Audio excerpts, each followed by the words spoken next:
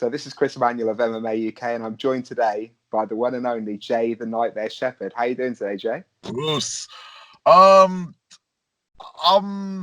Mixed emotions today. Why's that? Because I'm not fighting the same person I was meant to fight on Saturday. Oh, you're joking. Is this an exclusive?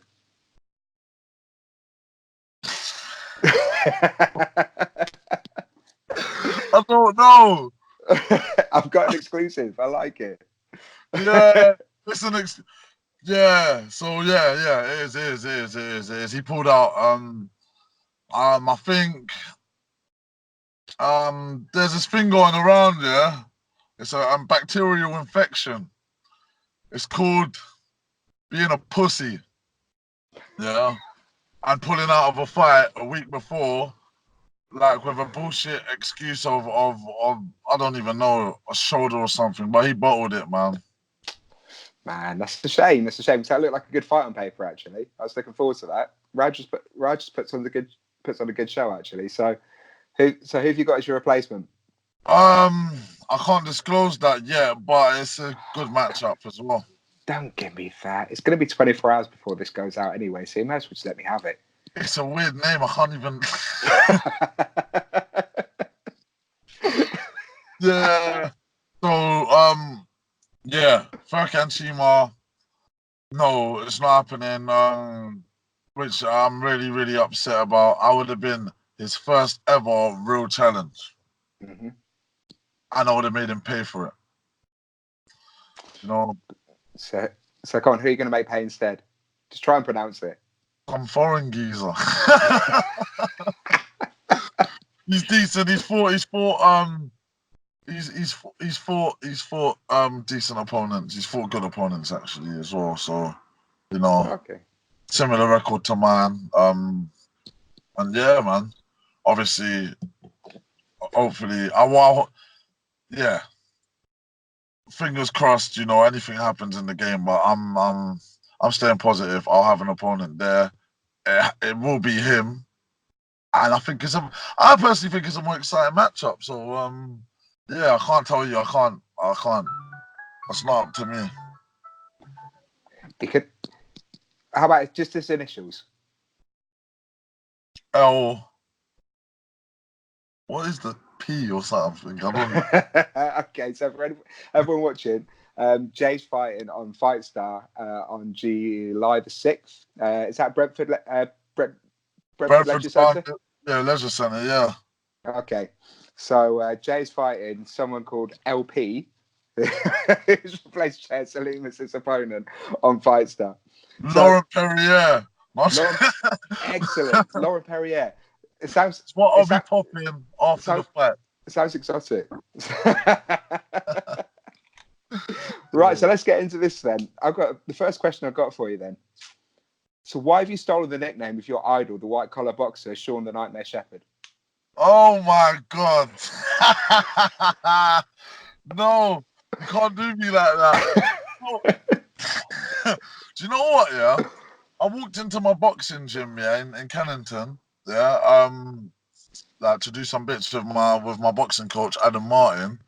And I saw this like white collar poster, and I thought, oh, you know, I'm a fight fan, innit? So I just, yeah, let me look at it, and I said, hang on, like, is this guy taking the piss? Sean the Nightmare Shepherd. So he stole both my names.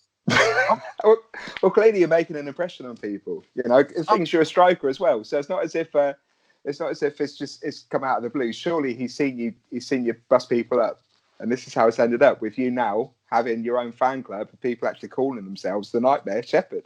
He might have even changed his surname to Shepherd. You don't even know. He could have been the Nightmare Sheep. That would have been anything.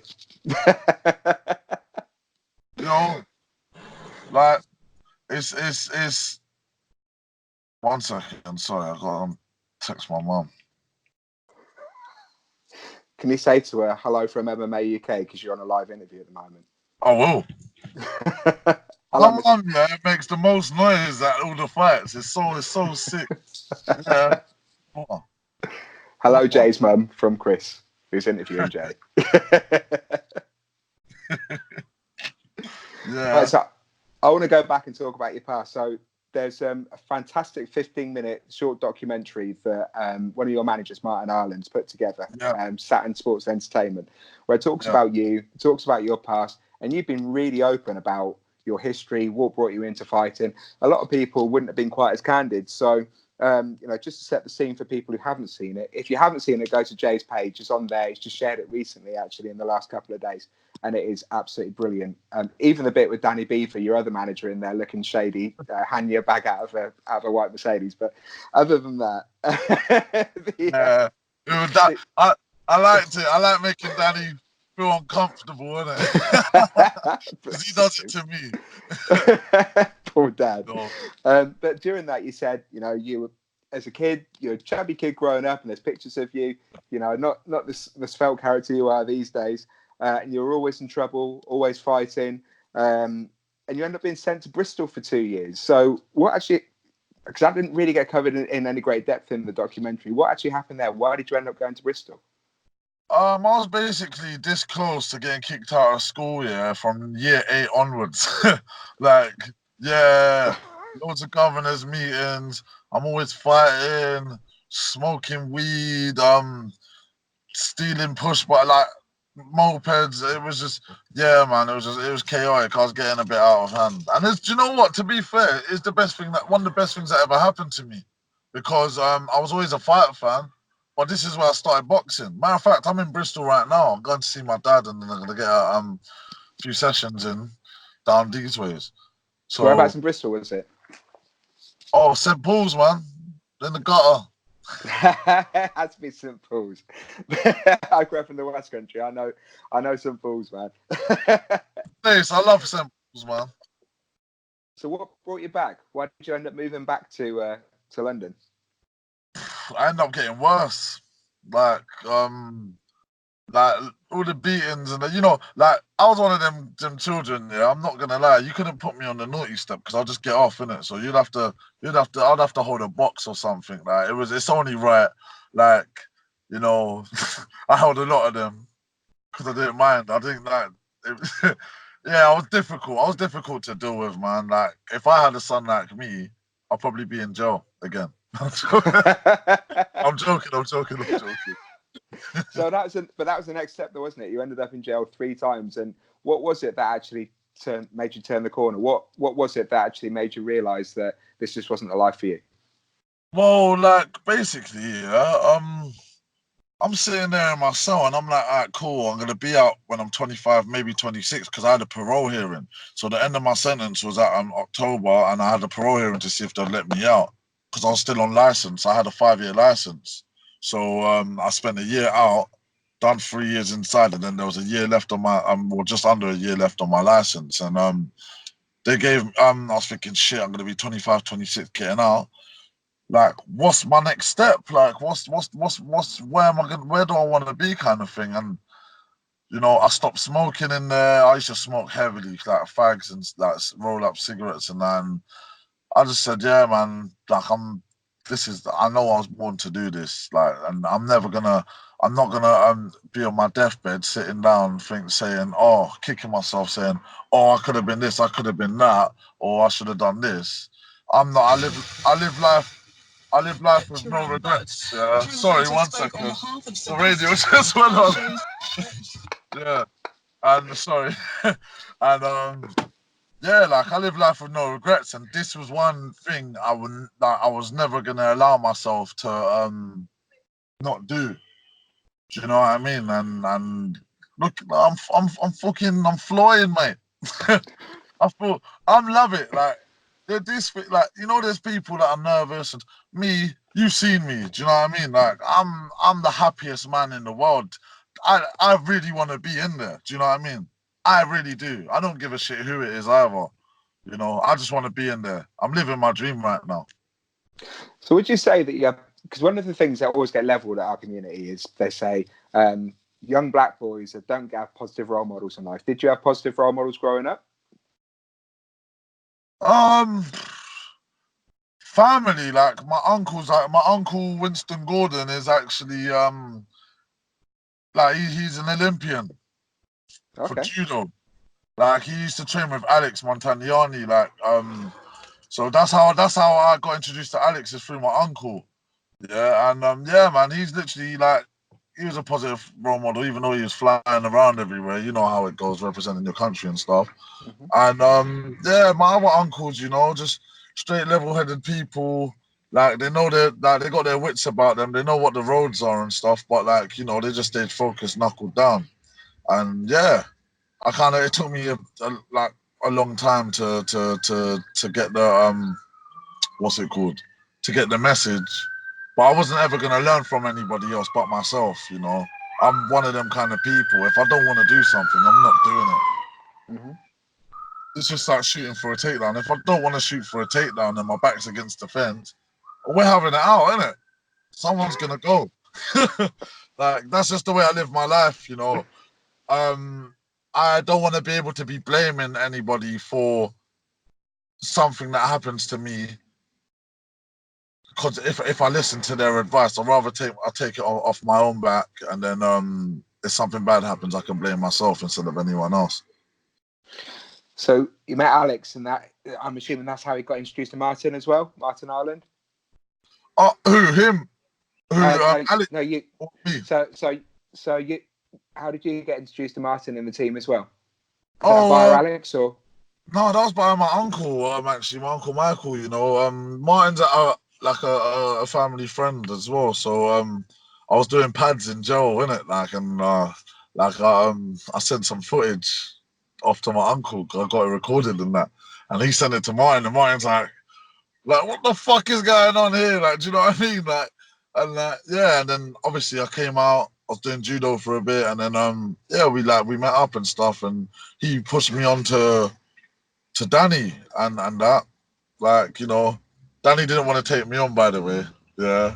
Just thinking, oh, some jailbird. Like, who knows what to expect, you know what I mean? He already had a few guys and that. And then, yeah, like, I was a punching bag for a bit, you know? Like, Rico Biggs, Barry Ryan, Joel Salter, you know, yeah, like, they were, yeah, I wasn't having a good time. I'm happy to hear that a Palace fan in Joel Salter was using you as a punch bag. So that's good news. That. I, like, yeah, I had to So up my game.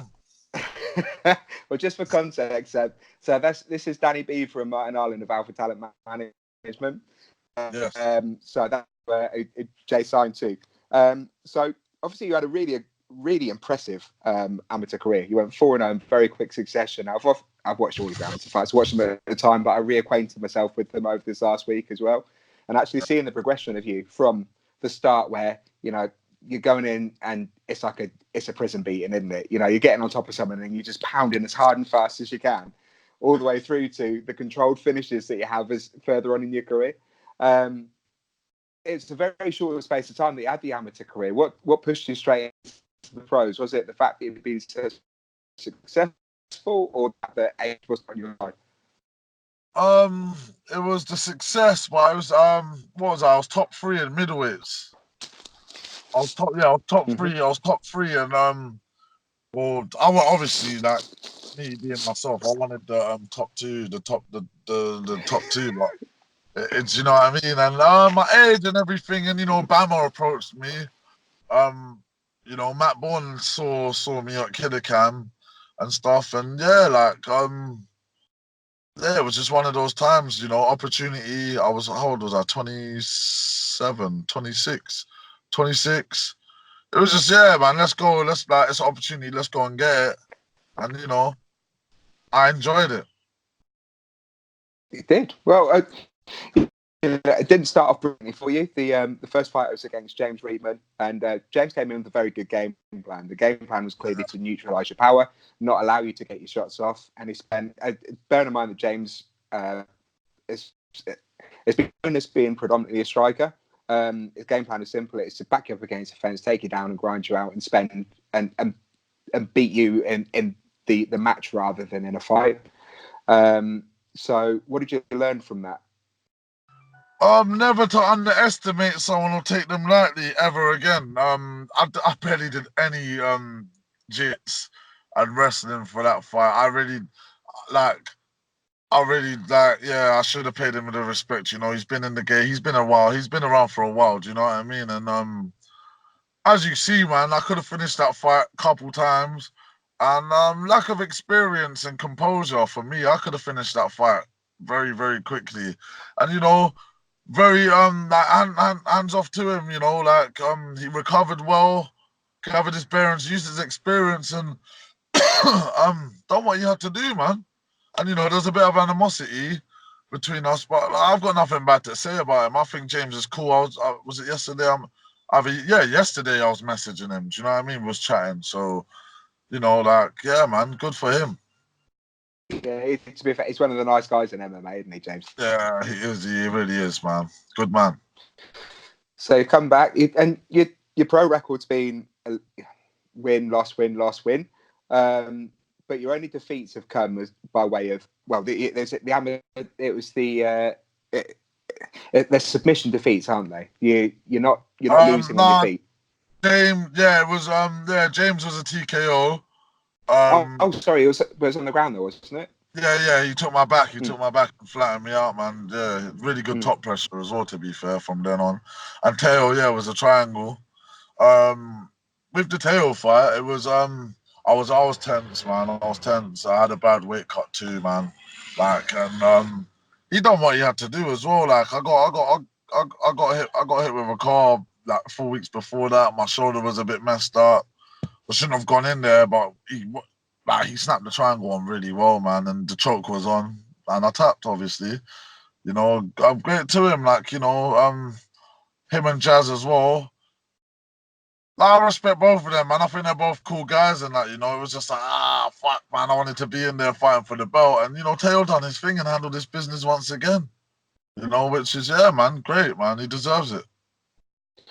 So you went to work with Eamon Madden. So you still working with Eamon now? I haven't been. I'm going back for this. After this fight. Okay.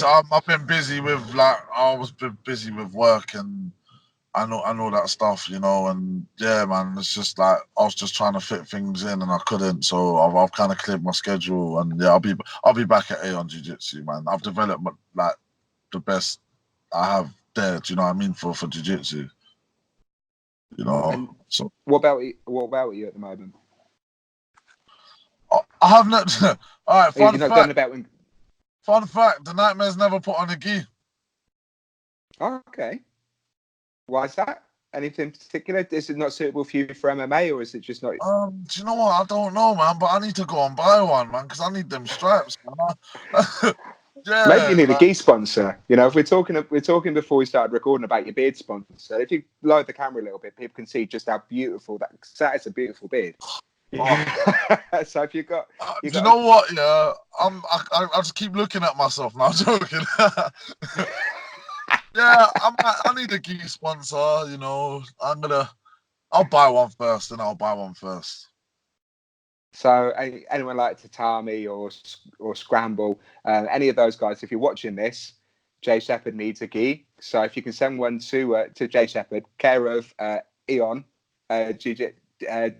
Eon Brazilian Jiu-Jitsu in Streatham, then I'm sure that he can pick it up, and it'd be a proud sponsor for you.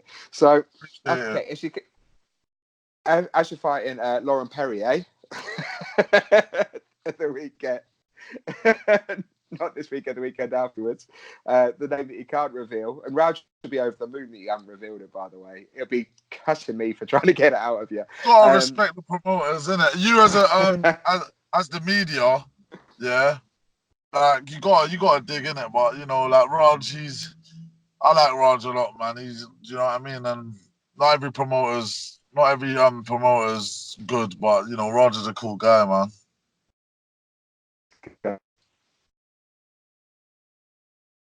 Yeah, I'll sort that out for you. This should take you to 4-2. I will be 4-2. What do you see yourself? So where do you see yourself in 2 years' time? Fighting at top level. And which top level are you looking at? Have you got any particular plans, or are you just taking it one step at a time? yeah, I'm not diving in. I'm not diving into to any contracts. Hence the reason I didn't sign for Bama, and whatever. You know, I'm taking one fight contracts, one fight at a time. And you know, you don't want to be tied down, like especially this early in the career. Like I am early in. I know that it feels like I've been around forever, to be fair. But you know, I'm about to have my sixth fight pro, and yeah, man, like opportunities will come, and you know, there's shows there. Like I've got a bucket list. I've done Bellator, I've done Bama, Cage Warriors is on my list. KSW, N1 Global, One, even Road FC. Um, Brave is definitely something I want to be fighting on. You know, so I need to. Yeah, I'm an exciting fighter, regardless. You know, so um, Lucky you got better control over your strike and you do your radio. hear it, yeah. Yeah. Awful. It could be worse. It could be a country or western channel or something coming on, Definitely. or playing Katy Perry or something. That would have been embarrassing. Nothing wrong with Katy Perry. You better fireworks. Just tell me to stop, innit? Just tell me to stop when I need to stop. That takes me. Did you hear the story about Rory? I'm going to go completely off a tangent now. Did you hear the story about Rory McDonald and his fight music? He wasn't controlling his fight music. He just thought that the UFC were just picking music for him, and he was just walking out to it completely oblivious because someone else had his old phone number, and the UFC were texting asking what music, and this person thought it'd be hilarious to just send like random tracks in. Brilliant, absolutely brilliant. But I'm sure that the first thing he walked out to when he did actually choose what music it was Katy Perry. Yeah, it was Katy Perry.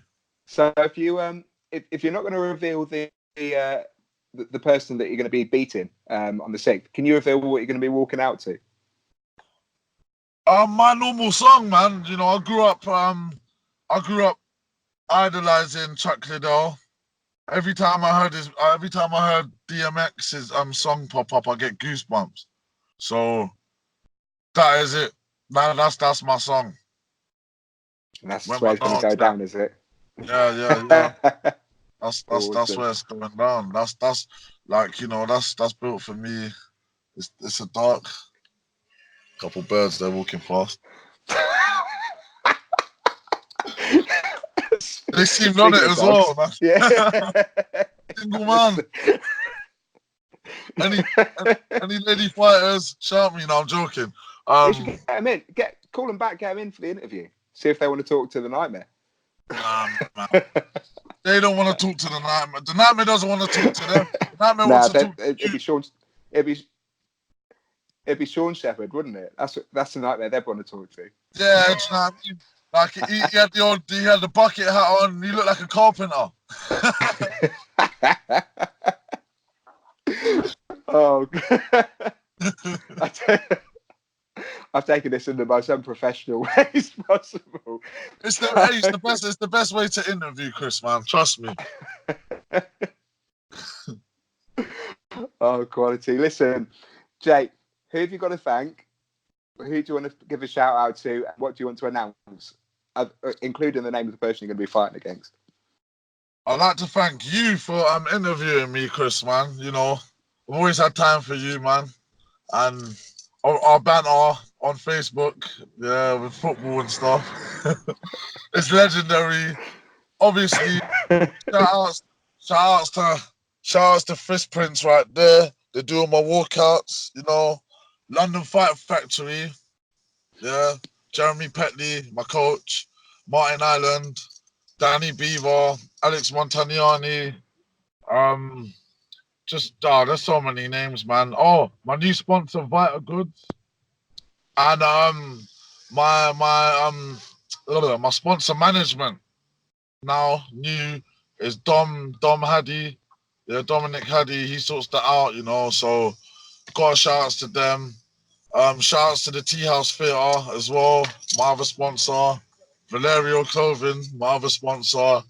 And I'm giving you a clue here, man.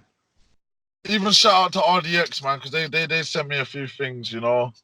Shout outs to me as well. Yeah. How about your beer sponsor? Ah, sorry guys. Amorphous Cosmetic. Yeah. You have to. Oh, yes, sorry. And Black Sheep Dispensaries. Yeah, my CBD sponsor, you know. The good stuff right there. Yeah. The nightmare sleeps as well, you know. He makes people sleep, but he sleeps as well. He makes himself sleep. And I don't hit myself. Jay Shepherd, you truly are the nightmare, but you are the number one nightmare. Don't let anyone else tell you anything differently. I Thank you appreciate it. so much. Thank you. Honestly, and so guys, you can see Jay do his thing, and you know when Jay's fighting, it's going to be violent. It's going to be violent. It's going to be some absolutely horrific shots thrown at people. It's beautiful to watch. Honestly, it's controlled violence. You can't beat it. So Jay Shepherd is fighting on the 6th of July, Brentford Leisure Centre on FightStar. Make sure you go and watch him. Get a ticket, actually. Make sure you go and watch him. It is going to go down. It's a really good fight card, actually. We've got a fighter on the card as well. It should be fantastic. Actually, we've got a couple on Who's there. fighting? So I've got Aaron Lele versus Joe Young. He's fighting for the he's fighting for the amateur flyweight belt. So yeah, it should be absolute fireworks down there. So yeah, make sure you get to see it. Follow Jay on Facebook as well, because Jay is actually a really funny guy on Facebook. He's funny on even funny on Facebook. Is in the interview. So, my man, thank you so much for your time. Enjoy Bristol. Don't do anything bad.